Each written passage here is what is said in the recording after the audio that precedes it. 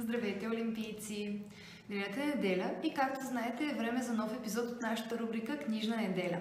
Аз съм Валя и ще чета за вас днес на английски език, като продължаваме с четвърта глава от романът на Джейн Остин Гордост и предразсъдъци.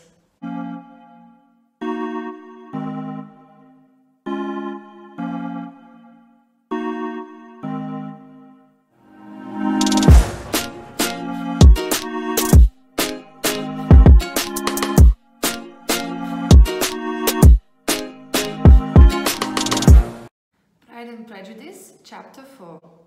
When Jane and Elizabeth were alone, the former, who had been cautious in her praise of Mr. Bingley before, expressed to her sister how very much she admired him. "He is just what a young man ought to be," said she. "Sensible, good-humoured, lively, and I never saw such happy manners, so much ease with such perfect good breeding." "He is also handsome," replied Elizabeth, "which a good man ought likewise to be, if he possibly can. His character is thereby complete. I was very much flattered by his asking me to dance a second time. I did not expect such a compliment."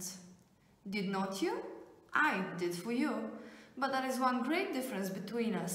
Compliments always take you by surprise, and me never. What could be more natural than his asking you again?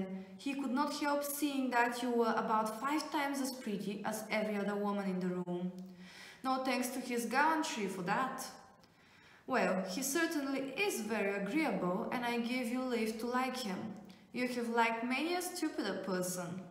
"Dear Lizzie, oh, you are a great deal too apt, you know, to like people in general. You never see a fault in anybody. All the world are good and agreeable in your eyes. I never heard you speak ill of a human being in my life." "I'd wish not to be hasty in censoring anyone, but I always speak what I think." "I know you do, and it is that which makes the wonder. With your good sense to be so honestly blind to the follies and nonsense of others. Affection of candour is common enough. One meets with it everywhere.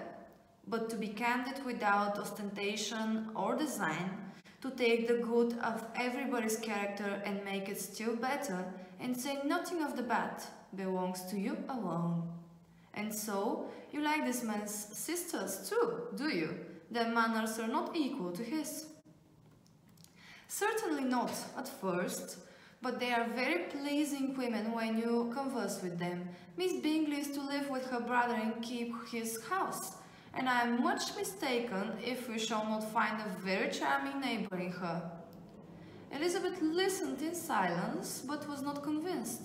Their behaviour at the assembly had not been calculated to please in general, and with more quickness of observation and less pliancy of temper than her sister, and with a judgment too, unassailed by any attention to herself, she was very little disposed to approve them. They were, in fact, very fine ladies. Not deficient in good humour when they were pleased, nor in the power of being agreeable where they chose it, but the proud and conceited. They were rather handsome, had been educated in one of the first private seminaries in town, had a fortune of £20,000, were in the habit of spending more than they owed and of associating with people of rank, and were therefore in every respect entitled to think well of themselves and meanly of others. They were of a respectable family in the north of England, a circumstance more deeply impressed on their memories than that their brother's fortune and their own had been acquired by trade. Mr. Bingley inherited property to the amount of nearly £100,000 from his father, who had intended to purchase an estate but did not live to do it. Mr. Bingley intended it likewise, and sometimes made choice of his country. But as he was now provided with a good house and the liberty of a manor, it was doubtful to many of those who best knew the easiness of his temper whether he might not spend the remainder of his days at Netherfield. and leave the next generation to purchase.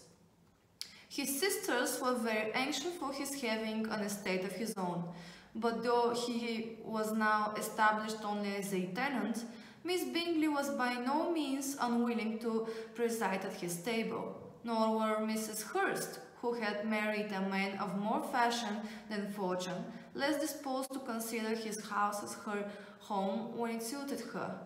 Mr. Bingley had not been of age 2 years when he was tempted, by an accidental recommendation, to look at Netherfield House.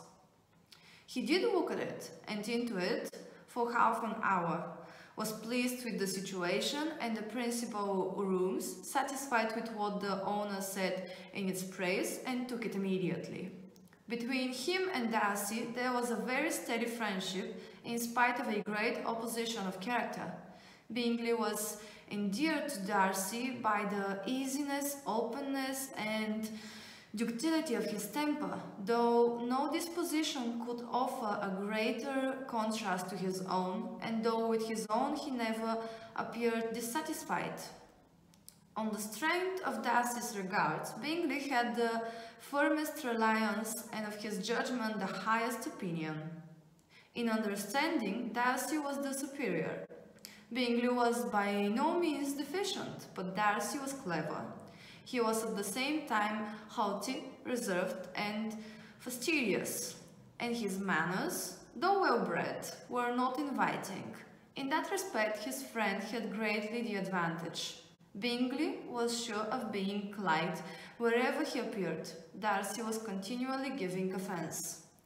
The manner in which they spoke of the Meryton assembly was sufficiently characteristic.